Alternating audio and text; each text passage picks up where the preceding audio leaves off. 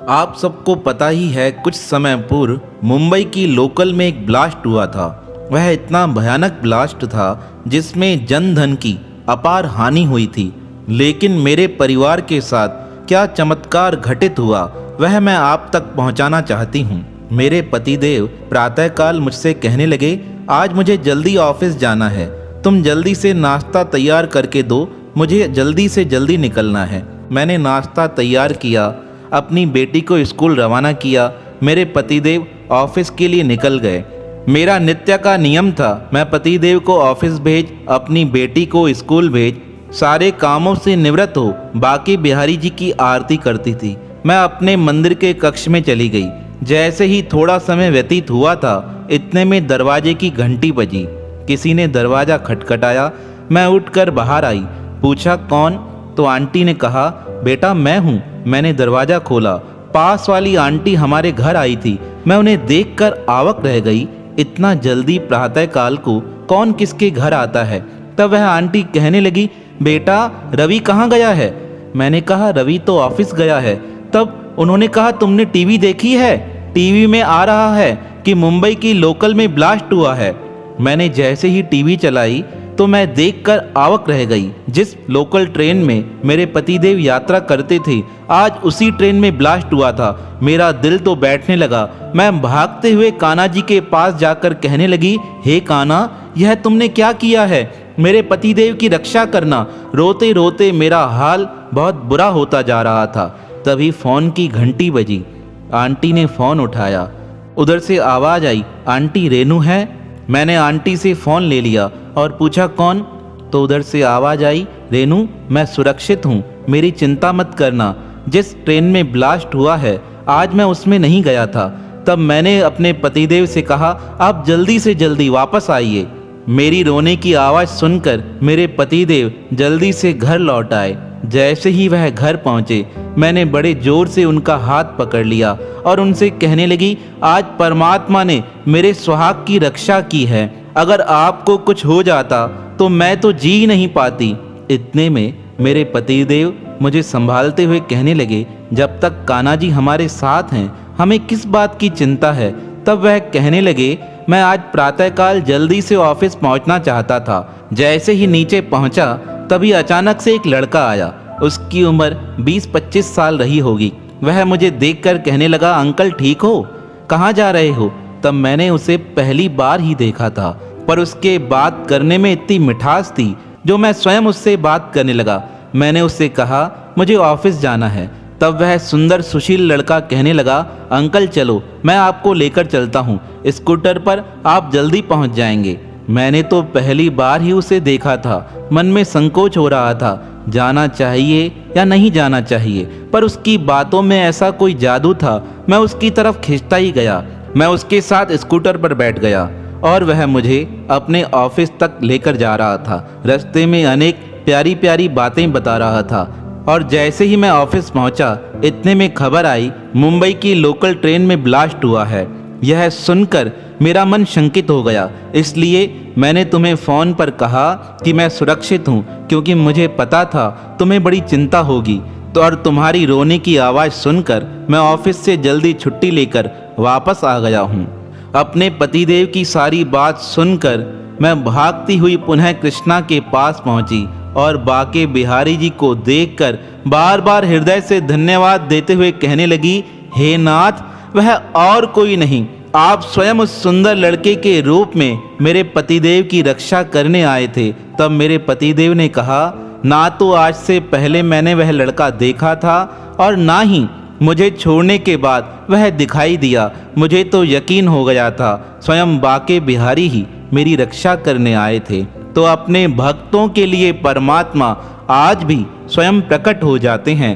जब विश्वास पक्का हो तो परमात्मा हर कदम पर हमारे साथ हैं। तो ऐसे भक्त वसल भगवान के पावन श्री चरणों में हमारा बारंबार प्रणाम है, प्रणाम है, प्रणाम है। हम सब ने अपने जीवन में बीमार से बीमार व्यक्तियों को ठीक होते हुए तो अवश्य देखा होगा, लेकिन किसी के प्राण निकल जाएं, प्राण निकलने के बाद वो पुनः जीवित हो जाए, ऐसे चमत्कार बहुत कम देखने और सुनने को प्राप्त होते हैं। एक ऐसा ही प्रसंग आज हम आपको बताने जा रहे हैं, जिसका पुस्तकों में भी वर्णन किया गया है। एक बार एक व्यक्ति अपनी पत्नी को लेने के लिए उसके मायके गया। वह मायके से अपनी पत्नी को विदा कराकर अपने घर की ओर आ रहा था। जैसे ही वह घर से निकल रहे थे, तभी पत्नी के गुरुदेव उसके सामने प्रकट हो गए। अब दोनों ने उनके समक्ष प्रणाम किया। उस स्त्री को देखकर उसके गुरुदेव कहने लगे, तुम्हारे पति की बड़ी लंबी उम्र है, तुम चिंता न करना। जब मेरी आवश्यकता हो मुझे याद करना, मैं हरदम तुम्हारे साथ हूँ। इस प्रकार वह उनसे विदा लेकर जंगल का रास्ता लेते हुए अपने घर की ओर आ रहे थे। जंगल का रास्ता बड़ा गहरा था। उस जंगल में कुछ डाकू लोग रहते थे। जब उन्होंने इन दोनों को देखा तो वह इनके पास आकर डराते धमकाते हुए कहने लगे, जितना धन तुम्हारे पास है वह हमारे हवाले कर दो। अब दोनों ने आराम से अपना धन उतार कर उन्हें देना प्रारंभ किया। जैसे ही वह आगे बढ़े, पता नहीं डाकुओं के मन में क्या सूझा, उन्होंने बिना कारण ही स्त्री के पति का वध कर दिया और उस अकेली अबला को वहां छोड़कर कहने लगे, तुम घर जाकर हमारी शिकायत कर देते, राजा हमें दंड देता, इसलिए हमने तुम्हारे पति को मार दिया है। अब तुम भी घर नहीं जा सकोगी, अब तुम इसी के साथ यहाँ मर जाना। ऐसा कहकर डाकू तो वहाँ से चले गए, पर उस स्त्री को याद आ गया, मेरे श्री गुरुदेव ने मुझे कहा था, जिस विकट परिस्थिति में तुम मुझे याद करोगी मैं वहाँ प्रकट हो जाऊँगा। अब उसने मन ही मन अपने गुरुदेव को प्रार्थना की, हे गुरुदेव मेरी रक्षा कीजिए। सच्चे हृदय से की गई पुकार परमात्मा तक अवश्य पहुँच जाती है, और गुरुदेव तो परमात्मा का ही स्वरूप होते हैं। स्त्री के पुकार करते ही उस जंगल में श्री गुरुदेव प्रकट हो गए। वह अपने पति की ओर इशारा करते हुए कहने लगी, देखिए मेरे पति का डाकुओं ने वध कर दिया है। आपने तो कहा था इनकी उम्र बहुत लंबी है, तुम सौभाग्यवती रहोगी। देखो इन्होंने आपके वचन मिथ्या कर दिए हैं। तब श्री गुरुदेव ने भगवान को प्रार्थना करते हुए कहा, हे भगवान, मैंने सच्चे हृदय से आपकी सेवा की है। अगर मेरे मन में जरा भी कपट नहीं है तो इस स्त्री का पति जीवित हो जाए। उसी समय एक चमत्कार हुआ। परमात्मा की शक्ति से पुनः उस स्त्री का पति जीवित हो गया। जो डाकू लोग उनका धन हरण करके लेकर जा रहे थे, अचानक से उनके नेत्रों की ज्योति चली गई। वह एक दूसरे के ऊपर गिरने लगे, सोचने लगे हमें कुछ दिखाई क्यों नहीं दे रहा है। तब उन्हें ज्ञान हुआ, हमने जिनका धन हरण किया है हमें वापस उनके पास जाकर यह धन देना पड़ेगा, तभी हमारे आंखों की रोशनी वापस आएगी।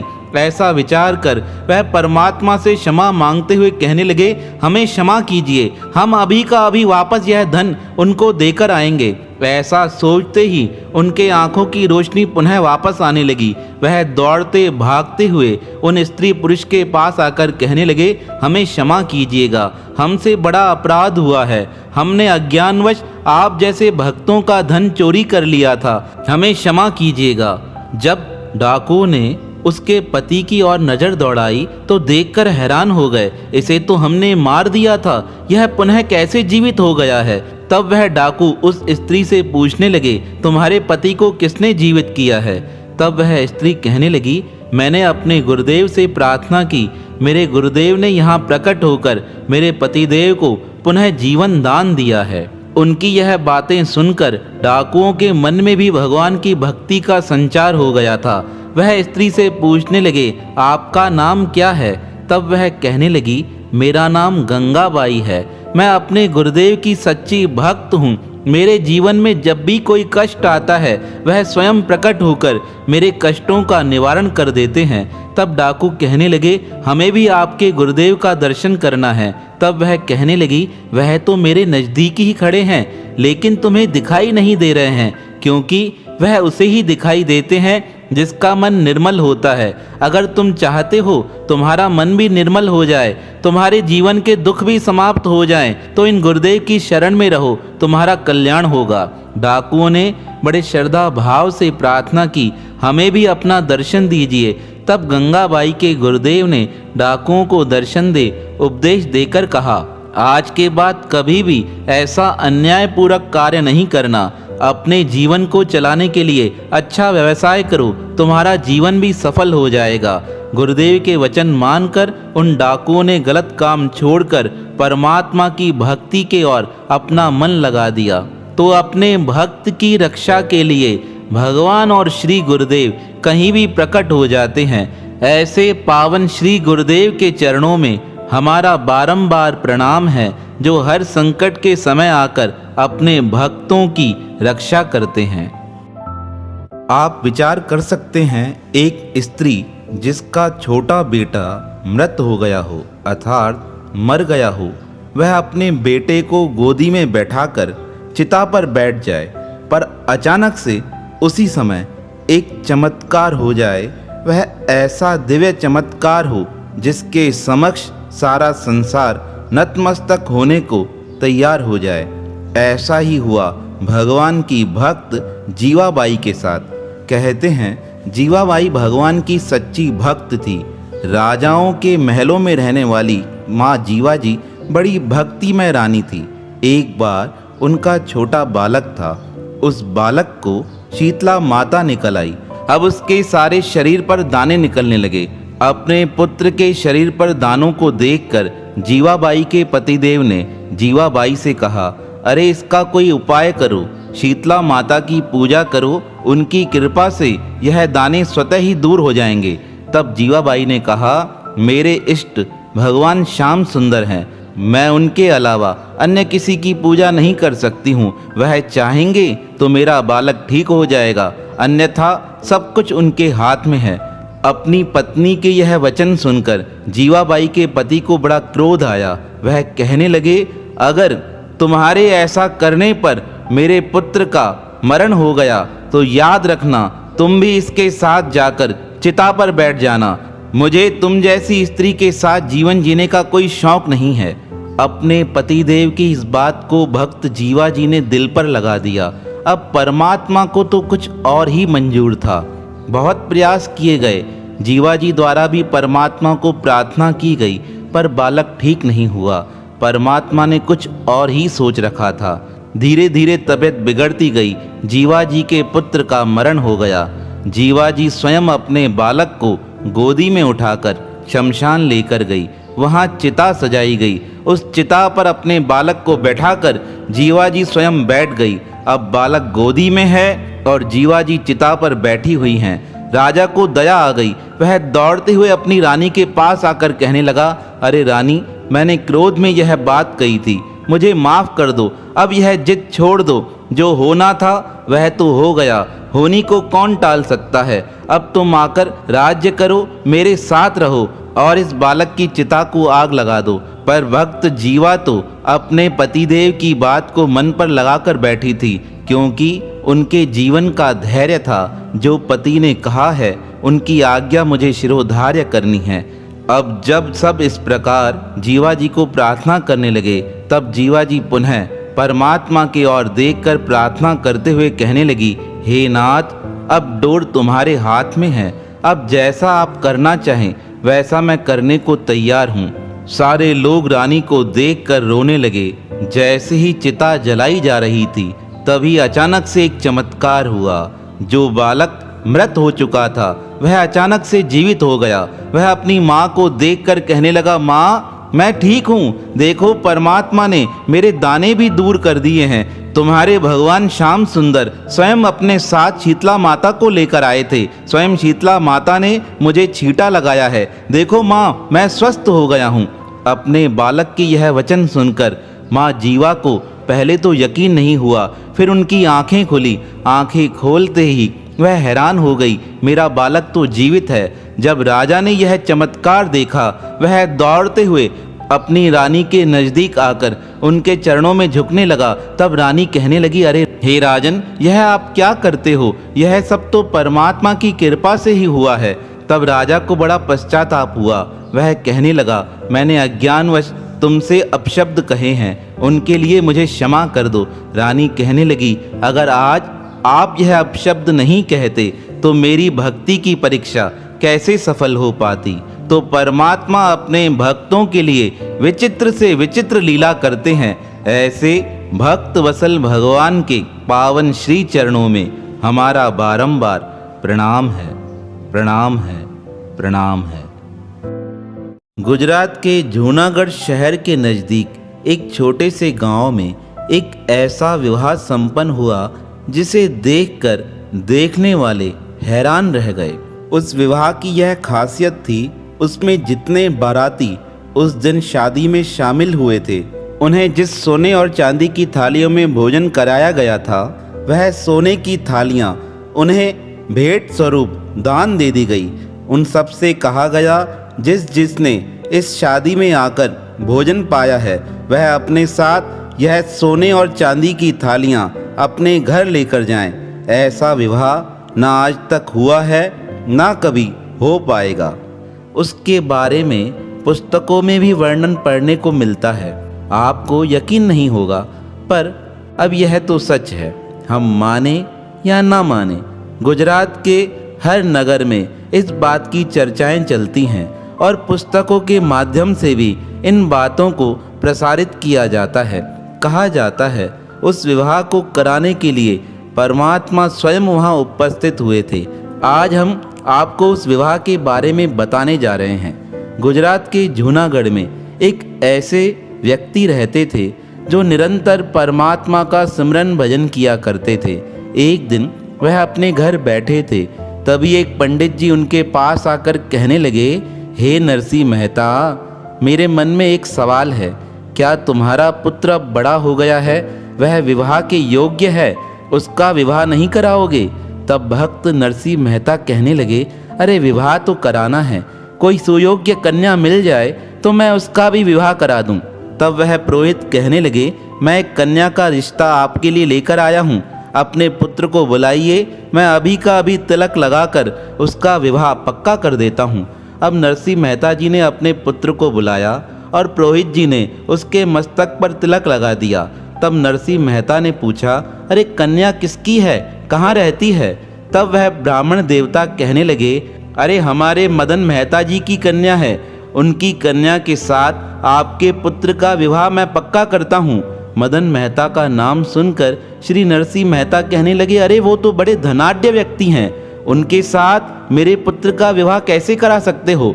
तब पंडित जी कहने लगे, अरे विवाह के लिए संस्कारों को देखा जाता है, आपका पुत्र बड़ा संस्कारी है, इसलिए मैंने मदन मेहता की पुत्री के लिए आपके पुत्र का चयन किया है। आप किसी प्रकार की चिंता न करें। अब यह सारी बात आकर पुरोहित जी ने मदन मेहता जी को बताई। मदन मेहता को जब पता चला मेरी पुत्री के लिए ब्राह्मण देवता नरसिंह मेहता के पुत्र का रिश्ता पक्का करके आए हैं, तब उनका दिमाग ठनक गया। वह ब्राह्मण को उल्हाना देते हुए कहने लगे, यह तुमने क्या किया? तुमने मेरे घर से दुश्मनी निकाली है। तुम्हें पता नहीं है नरसिंह मेहता कितना कंगला है, उसे एक दिन खाना मिलता है, दूसरे दिन गरीबों की तरह घूमता रहता है। उसके बाद भी तुमने मेरी कन्या का विवाह उसके घर पर पक्का कर दिया है। कैसे मेरी कन्या अपना जीवन यापन कर पाएगी? अभी का अभी जाकर यह रिश्ता खत्म करके आइए। मदन मेहता की बात सुनकर वह ब्राह्मण देवता कहने लगे, मैं यह रिश्ता खत्म नहीं कर सकता हूँ, क्योंकि मैंने स्वयं अपने हाथों से उस बालक के मस्तक पर तिलक लगाया है। अगर आपको चाहिए तो आप मेरा अंगूठा काट सकते हैं और स्वयं जाकर यह रिश्ता खत्म करके आइए। ब्राह्मण की बात सुनकर मदन मेहता कहने लगे, पर वह गरीब है, निर्धन है, मेरी बेटी वहां जाकर क्या करेगी? कौन उसे खिलाएगा, कौन उसे संभालेगा? उसका बेटा भी कोई व्यवसाय नहीं करता है। तब वह ब्राह्मण देवता कहने लगे, अरे आपने नरसिंह मेहता का ऊपर ऊपर का रूप देखा है, पर उसके कार्य करने परमात्मा स्वयं आते हैं, स्वयं आकर उसके दुख दूर करके जाते हैं। मैंने तो अनेक बार उनके जीवन में अनेक चमत्कार देखे हैं। आप यकीन करिए, सब अच्छा होगा। अब ब्राह्मण देवता की बात मानकर मदन मेहता ने रिश्ता मंजूर कर लिया। शादी का समय आने वाला था, 5 दिन शेष बचे थे। यहाँ पर नरसिंह मेहता को बिल्कुल चिंता नहीं थी और वहाँ से मदन मेहता ने खत लिखकर नरसिंह मेहता को भेजा। उसमें लिखा गया, मैंने अपनी पुत्री के विवाह के लिए संपूर्ण तैयारियां कर दी हैं। आप माघ शुक्ल पंचमी को बारात लेकर मेरे गांव पधारिए। आपके पुत्र के साथ मेरी बेटी का विवाह किया जाएगा। अब जैसे ही यह खत नरसिंह मेहता को मिला, उन्होंने वह खत उठाकर भगवान श्री कृष्ण के चरणों में डाल दिया और उन्हें कहने लगे, मुझे तो कुछ भी पता नहीं है, जैसा तुम्हें अच्छा लगे वैसा कीजिएगा। अब खरताल उठाकर नरसिंह मेहता तो भजन सुमरन करने लगे और यहाँ भगवान को चिंता होने लगी। 5 दिन शेष बचे हैं। नरसिंह मेहता ने कोई भी तैयारी नहीं की है। जैसे तैसे 2 दिन निकल गए। एक दिन रात्रि के समय अचानक से एक चमत्कार हुआ। नरसिंह मेहता परमात्मा का भजन कर रहे थे, तभी उनकी मूर्ति से परमात्मा प्रकट होकर कहने लगे, नरसिंह मेहता 3 दिन बाद तुम्हारे बेटे की शादी है और तुम्हें चिंता नहीं है, जाओ जल्दी से तैयारियां करो। नरसिंह मेहता कहने लगे, मुझे तो किसी बात की जानकारी नहीं है, जो करना है आपको ही करना है। अब जब भगवान ने यह बात सुनी, कहते हैं भगवान ने स्वयं नरसिंह मेहता का एक भाई का रूप बना लिया। अब भाई का रूप बनाकर नरसिंह मेहता के घर रहकर ही परमात्मा सारे कार्य करने लगे। वहाँ पर वैकुंठ में रुक्मणी जी को चिंता हो गई, भगवान कहाँ चले गए हैं।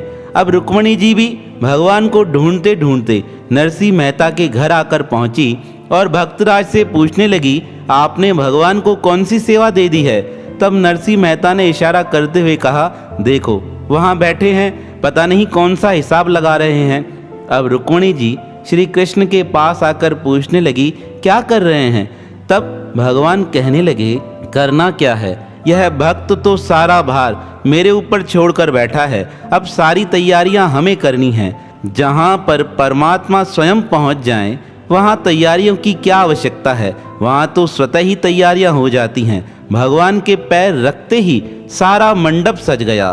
सारे लोग खुशियां मनाने लगे। गांव के लोग जो नरसिंह मेहता से ईर्ष्या करते थे, वह देखकर हैरान हो गए। एक रात में यह घर इतना सुंदर कैसे हो गया। घर पर रोशनी हो गई है, सब तरफ दिए ही दिए जल रहे हैं। लोग आने लगे नरसिंह मेहता के पास और पूछने लगे, क्या कार्यक्रम है, कौन सा उत्सव है। तब नरसिंह मेहता कहते, अरे उत्सव क्या है, पुत्र की शादी में जाना है और इसलिए यह उत्सव मनाया जा रहा है। सब लोग कहते, नरसिंह मेहता हमको नहीं लेकर चलोगे। इस प्रकार गांव के लोग इकट्ठे होने लगे नरसिंह मेहता के घर। जिस दिन बारात का समय आया, कहा जाता है उस दिन 5,500 लोग नरसिंह मेहता के घर से बारात के रूप में उनके साथ निकले। जैसे ही वह बारात के रूप में चलने लगे, जब बारात की खबर नरसिंह मेहता के संबंधी को पता चली, वह चिंतित हो गए। वह सोचने लगे, यह तो बड़े गरीब थे, इतने लोग इनके साथ कैसे आ रहे हैं। उन्होंने अपने पुरोहित को जाकर कहा, इतने लोगों की व्यवस्था मैंने नहीं की है, किस प्रकार इन्हें भोजन कराया जाएगा। तब ब्राह्मण देवता जो नरसिंह मेहता को जानते थे, वह नरसिंह मेहता के संबंधी मदन मेहता से कहने लगे, आप अभी का अभी नरसिंह मेहता के पास जाकर उनसे प्रार्थना कीजिए।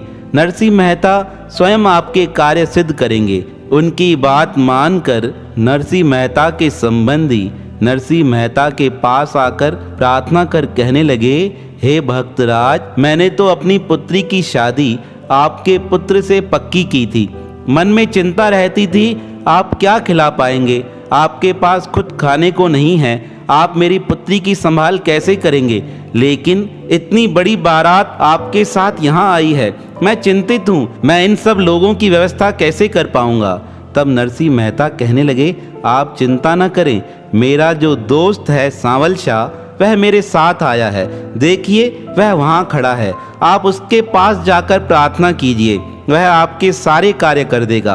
अब भगवान की ओर इशारा करके नरसिंह मेहता ने मदन मेहता जी को भगवान के पास भेज दिया। अब भगवान के पास जाकर भी मदन मेहता भगवान को पहचान न सके और प्रार्थना करके आए, आप जिस प्रकार नरसिंह मेहता के मित्र हैं, मेरे भी मित्र बन जाइए, मेरी दुविधा को आसान कर दीजिए। भगवान ने कहा, चिंता न करो, सब भला होगा। अब तो भगवान के दृष्टि के अंतर्गत ही विवाह का कार्य प्रारंभ हुआ।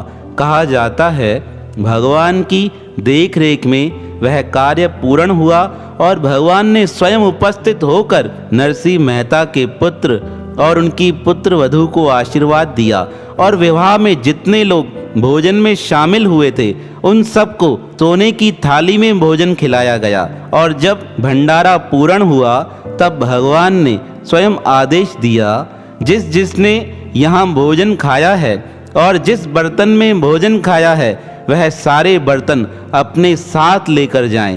कहते हैं उस समय सारे गांवों के लोग मिलाकर 10,000 लोग हो चुके थे। वह 10,000 लोग अपने साथ सोने के बर्तन उठाकर अपने घर लौट आए। तो ऐसी शादी ना आज तक हुई है ना कभी हो पाएगी, क्योंकि उस शादी में परमात्मा स्वयं उपस्थित हुए थे अपने भक्त की पुकार पर। ऐसे भक्त वसल भगवान के पावन श्री चरणों में हमारा बारंबार प्रणाम है, प्रणाम है, प्रणाम है। वृंदावन के एक संत जयपुर यात्रा के लिए जयपुर आए। जैसे ही वह जयपुर रेलवे स्टेशन से गाड़ी से उतर रहे थे तभी उनके कुछ भक्त लोग उन्हें रेलवे स्टेशन पर लेने आए। वह कहने लगे, स्वामी जी आप अपना सामान बताइए, हम सारा सामान उठा लेते हैं। वह संत अपने साथ सामान तो रखते थे, सामान के साथ लड्डू गोपाल की एक छोटी सी प्रतिमा रखते थे। वह संत कहने लगे, अरे मैं अपना सामान स्वयं उठा लूँगा, आप चिंता न करें। पर अब भक्त तो भक्त होते हैं। वह कहने लगे, महाराज ऐसे कैसे हो सकता है, हम आपका सामान उठाएंगे। अब भक्तों ने सामान उठाया। सामान उठाकर वह स्वामी जी को अपने साथ अपने घर लेकर आए। स्वामी जी ने स्नान किया। स्नान के पश्चात जैसे ही वह परमात्मा का ध्यान करने वाले थे तभी उन्होंने भक्तों से पूछा, तुमने सामान उठाया था, उस सामान के साथ मेरे लड्डू गोपाल जी की एक प्रतिमा थी, वह प्रतिमा कहाँ है? अब तो सारे भक्त चिंतित हो गए। वह कहने लगे, महाराज उसने उठाई थी। कोई कहने लगा, महाराज उसने उठाई थी। संत कहने लगे, अरे इसका मतलब आप मेरे लड्डू गोपाल को गाड़ी में ही भूल कर आ गए हो। ऐसा विचार आते ही उन महापुरुषों को रोना आ गया। वह बड़े जोर से रोने लगे। वह कहने लगे, मेरे भगवान गाड़ी में रह गए हैं, अब उनकी संभाल कौन करेगा? इस प्रकार वह बड़े जोर से रोते हुए कहने लगे, मुझे वापस रेलवे स्टेशन लेकर चलो, मुझे उस गाड़ी को देखना है और अपने भगवान को ढूंढ कर वापस लेकर आना है। तब भक्त कहने लगे, महाराज वह गाड़ी तो आगे निकल गई होगी। तब संत कहने लगे, मुझे अपने परमात्मा पर पूरा विश्वास है, वह मेरा इंतजार करेंगे, आप चलो मेरे साथ। अब उन भक्तों को स्वामी जी की बात पर विश्वास तो हुआ नहीं, पर स्वामी जी के आगे अधिक कुछ कह नहीं सकते थे, इसलिए स्वामी जी की बात मानकर वह उन्हें अपने साथ स्टेशन पर लेकर आए। रास्ते पर संत जी का रोते रोते बुरा हाल हो रहा था। वह सोच रहे थे, आज मेरे भगवान मुझसे अलग हो गए हैं। इस प्रकार अनेक विचार उनके मन में चल रहे थे और विचार करते करते उन्होंने मन में निश्चय कर लिया, अगर मेरे लड्डू गोपाल आज मुझे वापस नहीं मिले तो आज के बाद मैं कभी भोजन ग्रहण नहीं करूँगा। इस प्रकार उन्होंने अपने मन में यह निश्चय ले लिया और यह निश्चय उन्होंने अपने भक्तों को भी बता दिया। भक्त बड़े चिंतित होने लगे। वह भी यही प्रार्थना करने लगे कि हमारे संत जी को उनके भगवान पुनः वापस मिल जाएं, पर अब गाड़ी तो अपने समय पर चलती है। जैसे ही भक्त लोग संत जी को लेकर वापस स्टेशन पर पहुंचे, वह देखकर हैरान हो गए। जिस गाड़ी में स्वामी जी आए थे वह गाड़ी 2 घंटे से कहीं भी आगे के लिए जा ही नहीं सकी थी। तब किसी ने बताया, यह अमुक गाड़ी है, वृंदावन से आई थी, इसे आगे जाना था, पर इंजन में कुछ खराबी आ गई है, इसलिए वह आगे जा नहीं पा रही है। अब संत जी तो भागते हुए उस कोच में चले गए जिसमें वह बैठकर जयपुर तक आए थे। जैसे ही वह अपनी सीट के नजदीक गए, वह देखकर प्रसन्न हो गए। उनके श्री लड्डू गोपाल जी की मूर्ति वहीं पड़ी थी जहां पर उन्होंने निकलते समय उसे स्थापित किया था। संत जी ने जैसे ही लड्डू गोपाल के श्री विग्रह को अपने स्थान पर देखा, उसे दौड़ते हुए अपने सीने से लगा दिया। कहने लगे, हे नाथ, आज आपने मेरी प्रार्थना स्वीकार कर ली। मैंने तो मन में यह निश्चय कर लिया था, अगर आज आप मुझे प्राप्त नहीं होते तो मैं जीवन पर्यंत भोजन का त्याग कर देता। जैसे ही संत जी ने श्री विग्रह को पकड़ते हुए रोना प्रारंभ किया, तभी नजदीक बैठे यात्री कहने लगे, महाराज क्यों रोते हो, क्यों चिंता करते हो? अब तो आपके परमात्मा आपको प्राप्त हो गए हैं। अब तो आप यह प्रार्थना कीजिए कि यह गाड़ी पुनः प्रारंभ हो जाए। तब संत जी पूछने लगे, क्या यह गाड़ी प्रारंभ नहीं हो रही है? तब वह यात्री कहने लगे, महाराज जब से आप गए हो पता नहीं गाड़ी में कौन सी खराबी आई है, गाड़ी प्रारंभ नहीं हो पा रही है। बताने वाले तो यहाँ तक कह रहे हैं हो सकता है 12 घंटे भी लग सकते हैं। अब हमें तो दूर की ओर जाना है। आप यही प्रार्थना कीजिए अपने परमात्मा से यह गाड़ी प्रारंभ हो जाए। जब वह यात्री इस प्रकार कह रहे थे तब संत जी उनसे कहने लगे, अब यह गाड़ी प्रारंभ हो जाएगी।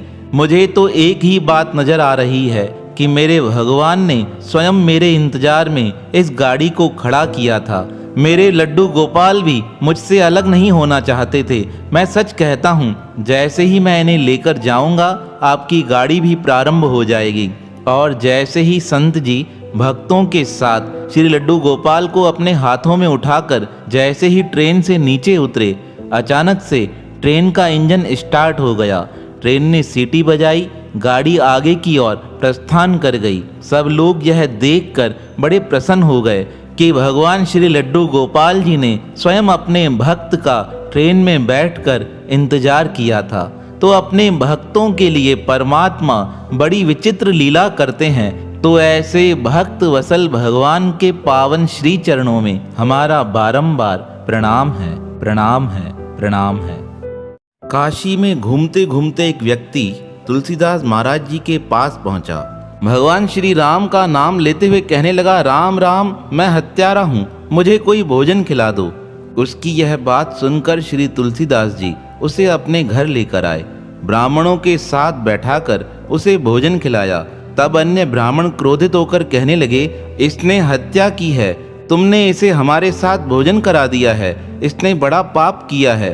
तब तुलसीदास महाराज जी कहने लगे, अरे इसके मुख से श्री राम का नाम निकला है। राम का नाम निकलते ही व्यक्ति प्रायश्चित करके पुनः पवित्र हो जाता है। आप ऐसा विचार न कीजिए। तब वह सारे ब्राह्मण कहने लगे, जब तक इसका प्रायश्चित पूरा नहीं हो जाता तब तक इसका पाप दूर नहीं होगा, और जब तक पाप दूर नहीं होगा इसे हमारे साथ बैठने का कोई अधिकार नहीं है। तब श्री तुलसीदास जी पूछने लगे, इसका प्रायश्चित पूर्ण हो गया है, इसका प्रमाण क्या चाहिए? तब सारे ब्राह्मण कहने लगे, हम अभी का अभी काशी विश्वनाथ के मंदिर में चलते हैं। वहाँ पर जहाँ भगवान श्री नंदीनाथ विराजमान हैं, उन पत्थर की मूर्ति के समक्ष हम प्रसाद रखेंगे। अगर भगवान नंदी ने वह प्रसाद ग्रहण कर लिया तो आप समझ लेना यह पवित्र हो गया है। ब्राह्मणों की यह बात तुलसीदास जी ने तो स्वीकार कर ली, पर जो व्यक्ति था वह तुलसीदास जी की ओर देखकर कहने लगा, हे महाराज, पत्थर की मूर्ति किस प्रकार मेरे हाथ से प्रसाद खा सकती है? आप जरा विचार तो कीजिए। तब श्री तुलसीदास जी ने उस भक्त को समझाते हुए कहा, अरे तुम पवित्र हो गए हो। भगवान का नाम लेने से, राम नाम कहने से व्यक्ति पवित्र हो जाता है। तुम चलो मेरे साथ। अब तो सारे ब्राह्मण और श्री तुलसीदास जी उस व्यक्ति को अपने साथ लेकर नंदी महाराज के समीप आए। भगवान नंदी के समक्ष बहुत सारा भोजन रखा गया। अब तुलसीदास महाराज जी ने कहा, हे नंदीश्वर नाथ, आपको परमात्मा के नाम की लाज रखनी है। कहा जाता है राम नाम का जप करने से व्यक्ति पवित्र हो जाता है। अगर यह पवित्र हो चुका है तो आप इस प्रसाद को ग्रहण कीजिए। कहा जाता है तुलसीदास महाराज जी के इस प्रकार कहते ही नंदीश्वर महाराज के पत्थर की मूर्ति ने वह प्रसाद पाना प्रारंभ कर दिया। सारे ब्राह्मण देखकर विचार करने लगे, यह पत्थर की मूर्ति किस प्रकार भगवान का प्रसाद ग्रहण कर रही है। अब तो सबके मन में यह विश्वास हो गया कि परमात्मा का नाम सबको पवित्र कर देता है। तब श्री तुलसीदास महाराज ने सबको समझाते हुए कहा, राम नाम की शक्ति अनंत है। जो इसका निरंतर जप करता है उसके सकल जन्मों के पाप निवृत्त हो जाते हैं। इतनी अथाह शक्ति है परमात्मा के नाम में। वहाँ उपस्थित सभी लोग भगवान श्री रामचंद्र और तुलसीदास महाराज जी की जय जयकार करने लगे। अनेक भक्त पूछते हैं नाम जप का क्या प्रभाव है, तो आज हम इस घटना के माध्यम से आपको नाम जप का प्रभाव बताने जा रहे हैं। किसी समय में एक अली किशोरी नाम के एक व्यक्ति थे। उनकी धर्मपत्नी का नाम श्री किशोरी जी था। अब संयोग से परिवार में सब कुछ अच्छा चल रहा था, लेकिन परमात्मा के विधान को कुछ और ही मंजूर होता है। उनकी धर्म पत्नी का देहांत हो गया। अपनी पत्नी के प्रति उनका विशेष लगाव था। पत्नी के देहांत होते ही वह अपनी मानसिक अवस्था खो चुके थे। अब तो वह सारा दिन सब स्थान पर एक ही रट लगाए रहते थे, हा किशोरी, हे किशोरी, हे किशोरी कहाँ हो, हे किशोरी कहाँ हो। लोगों ने उन्हें बहुत समझाया, परिवार वालों ने भी समझाने का प्रयास किया। अरे जिसका देहांत हो चुका है वह तुम्हें कैसे मिलेगी? अगर तुम चाहते हो तो तुम दूसरा विवाह कर लो, तुम्हारे मन की क्षुधा शांत हो जाएगी। तब वह कहने लगते, अरे मुझे तो अपनी धर्म पत्नी से ही प्यार था, मुझे अन्य किसी को देखना तक नहीं है। ऐसा कह फिर वह जोर जोर से चिल्लाने लगते, हा किशोरी, हे किशोरी कहाँ हो। इस प्रकार सब लोगों ने समझ लिया यह अपनी मानसिक स्थिति खो चुका है। अब तो वह अपने घर से निकलकर सारे जगत में भटकने लगे। एक बार भटकते भटकते वह बरसाना धाम पहुँचे। अब बरसाना में तो स्वयं किशोरी जी वास करती हैं। अब वह किशोरी जी के मंदिर के बाहर ही रात्रि के समय रो रहे थे, हे किशोरी, हा किशोरी, हे किशोरी कहाँ हो। तब भगवान श्री कृष्ण ने श्री राधा जी से कहा, अरे देखिए यह आपको बुला रहा है, आपको जाना चाहिए। तब श्री राधा जी ने कहा, मेरा नाम किशोरी अवश्य है, पर यह मुझे न बुलाकर अपनी पत्नी को याद कर रहा है, मैं इसके पास कैसे जा सकती हूँ। उस समय लीलाधारी भगवान श्री कृष्ण ने श्री राधा जी को समझाते हुए कहा, तुम्हारा नाम भी किशोरी है, कम से कम तुम्हें अपने नाम की लाज रखनी चाहिए, तुम्हें जाकर इस भक्त को दर्शन देना चाहिए। परमात्मा की बात मानकर श्री राधा जी उस भक्त अली किशोरी जी के सामने प्रत्यक्ष हो गई। आज अली किशोरी जो अपनी पत्नी के वियोग में पागल हो चुका था, अपने सामने साक्षात श्री राधा रानी को देखकर बिल्कुल स्वस्थ हो गया। वह श्री राधा रानी की ओर देखता ही गया।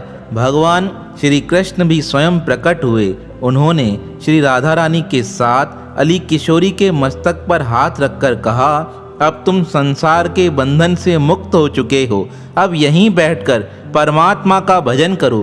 तब अली किशोरी ने कहा, मैंने तो कभी भी परमात्मा का भजन नहीं किया था, फिर भी आप दोनों मेरे समक्ष कैसे प्रकट हो गए हो। श्री राधा रानी ने कहा, तुमने इतने सच्चे हृदय से पुकार की, हे किशोरी, हा किशोरी, हे किशोरी, तुम्हारी उस पुकार को सुनकर हम दोनों यहाँ चलकर आए हैं। अली किशोरी जी ने कहा, मैं तो अपनी पत्नी को याद करता था, पर मुझे पता नहीं था कि यह नाम सुनकर आप स्वयं प्रकट हो जाएंगे। तब श्री कृष्ण ने कहा, जो हमारा नाम लेकर हमें पुकारता है हम अवश्य प्रकट हो जाते हैं, फिर उसके मन का भाव हो या नहीं हो, हम तो सिर्फ यही भाव देखते हैं कि उसने हमें पुकार लगाई है। जैसे अजामेल ने अपने बेटे को पुकारा था, पर उस समय भी मैं स्वयं प्रकट हो गया था। तो परमात्मा कितने दयालु हैं, कोई भाव से या कुभाव से, कोई सच्ची श्रद्धा से या झूठी श्रद्धा से, सिर्फ एक बार परमात्मा को पुकार के देखे, वह उसके समक्ष प्रकट हो जाते हैं। ऐसे भक्त वसल भगवान के पावन श्री चरणों में हमारा बारंबार प्रणाम है, प्रणाम है, प्रणाम है। भगवान गोपीनाथ जी के एक भक्त थे। वह निरंतर उनकी सेवा भक्ति में ही रत रहते थे। अनेक श्रद्धालु उनकी भक्ति से प्रसन्न हो उनसे प्रार्थना करते थे, हे भक्तराज, जैसी भक्ति आप करते हो हम भी वैसी भक्ति करना चाहते हैं, आप हमें दीक्षा देकर अपना शिष्य बना लीजिए। लेकिन वह भक्तराज किसी भी श्रद्धालु को नाम दीक्षा देकर अपना शिष्य बनाना स्वीकार नहीं करते थे। बहुत लोग उन्हें कहते थे, अरे अपना शिष्य बना लीजिए, हम आपकी सेवा करेंगे, आपका संसार में कोई नहीं है, अगर आपका मरण भी हो जाएगा तो आपकी क्रियाएं हमारे बिना कौन करेगा, हम शिष्य होंगे तो हम बड़े श्रद्धा भाव से आपकी वह सारी क्रियाएं भी करेंगे। तब वह भक्तराज हंसते हुए कहते थे, इसके विषय में आपको चिंता करने की जरूरत नहीं है, स्वयं गोपीनाथ आकर मेरा संस्कार करके जाएंगे। समय का चक्र तो चलता ही जाता है। भक्तराज का अंतिम समय आया। उनके प्राण उनके शरीर को त्याग कर परमात्मा में लीन हो गए। समीप रहने वाले श्रद्धालुओं ने उनके अंतिम संस्कार की तैयारियां प्रारंभ की। अब अर्थी पे उठाकर वह भक्त राज को शमशान की ओर लेकर जा रहे थे। तभी अचानक से एक 8-10 साल का बालक बड़े जोर से रोते हुए कहने लगा, अरे मेरे बाबा को पुनः कोई जीवित कर दे, कोई मेरे बाबा को जीवित कर दे। तब उसकी ओर देखकर सब पूछने लगे, किसके लिए रोते हो, कौन है तुम्हारा बाबा? तब वह बालक कहने लगा, जिसे आप उठाकर शमशान लेकर जा रहे हो, यही मेरे बाबा हैं। तब सब लोग उन्हें समझाते हुए कहने लगे, तुम्हारे बाबा की जीवन लीला समाप्त हो गई है, वह परमात्मा के चरणों में समा गए हैं। वह बालक रोते हुए कहने लगा, यह मुझसे बहुत प्रेम करते थे और मैं इनसे बहुत प्रेम करता था। तब उसकी बातें सुन सबने कहा, तुमसे बाबा इतना प्रेम करते थे तो चलो तुम ही अपने हाथों से इनका अंतिम संस्कार करना। अब उस बालक को लेकर वह सब व्यक्ति शमशान घाट पहुँचे। शमशान घाट में बाबा के संस्कार की तैयारी होने लगी। वहां उपस्थित श्रद्धालुओं ने अंतिम संस्कार की क्रिया के अनुसार जो व्यक्ति दाह संस्कार करता है उसको नए वस्त्र पहनाए जाते हैं। अब उस छोटे बालक को एक धोती पहनाई गई, शरीर पर गमछा उड़ाया गया और आंगुली में कुशा की एक अंगूठी पहनाई गई। इस प्रकार उस बालक को तैयार करके वह सब कहने लगे, अब तुम अपने हाथों से ही बाबा का संस्कार करो। अब वह बालक बड़े जोर से रोते हुए अपने बाबा का संस्कार करने लगा। थोड़ी देर व्यतीत हुई, उसने जैसे ही संस्कार करके परिक्रमा पूरी की, कहते हैं सबके सामने ही एक अद्भुत चमत्कार हुआ। सबके देखते ही देखते वह बालक अचानक से अंतर ध्यान हो गया। सब सोचने लगे, वह बालक कहाँ चला गया, अभी तो यहाँ खड़ा था। तब किसी ने कहा, यह वही बालक थे जिसके लिए बाबा कहते थे, गोपीनाथ स्वयं आकर मेरा संस्कार करके जाएंगे। अब इस प्रकार बाबा की प्रशंसा करते हुए, उनकी जय जयकार करते हुए श्रद्धालु अपने घर लौट आए। शाम का समय हुआ, गोपीनाथ मंदिर का द्वार खोला गया। जैसे ही मंदिर का द्वार खुला, लोग देखकर हैरान हो गए। जो वस्त्र आज प्रातःकाल शमशान में उस बालक को पहनाए गए थे, सफ़ेद धोती थी, शरीर पर गमछा था, अंगुली में घास की अंगूठी जो पहनाई गई थी उस बालक को, वह सारे के सारे वस्त्र ठाकुर गोपीनाथ जी के विग्रह ने अपने शरीर पर धारण कर रखे थे। सब देखकर चौंक गए, यह क्या, जो वस्त्र हमने बालक को पहनाए थे वही वस्त्र हैं, और जिन वस्त्रों को पहनकर बालक गायब हो गया था वही वस्त्र ठाकुर जी के विग्रह पर चढ़े हुए हैं। तब तो सबको यकीन हो गया, भक्त राज का अंतिम संस्कार करने ठाकुर जी स्वयं आए थे। आज ठाकुर जी ने अपने भक्त की बात को सच साबित कर दिया। ठाकुर जी ने स्वयं प्रकट होकर अपने भक्त की अंतिम क्रियाएं की। इससे अच्छा सद्भाग्य और क्या हो सकता है। तो अपने भक्त के लिए परमात्मा मूर्ति से प्रकट होकर भी भक्त का कल्याण करने आते हैं। ऐसे भक्त वसल भगवान के पावन श्री चरणों में हमारा बारंबार प्रणाम है, प्रणाम है, प्रणाम है।